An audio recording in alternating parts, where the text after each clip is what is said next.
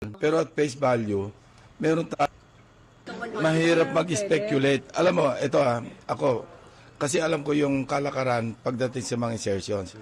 Why would, I'm not defending the president, why would he insert 100 billion sa BICAM, samantalang sa NEP, kaya niyang gawin yun eh. Second, bakit niya binito?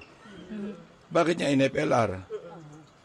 Oh. So unbelievable, incredible? No, I'm not saying it's unbelievable. Pero at face value, meron tayong sasabi na yung sabihin natin common sense only because alam ko yung budget process, yung budgeting process na nagsisimula sa NEP na yung presidente may complete control over what should be inserted in the NEP.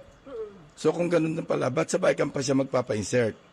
Na hindi siya part ng BICAM. Hindi siya part ng BICAM eh. Dapat sa NEP pa lang, sinabihan niya na yung DBM, sinabihan niya yung DBCC, oy, maglagay kayo ng 100 billion sa DPWH. And okay, after assuming na totoong nagpa-insert sa BICAM, ba't yung bibito?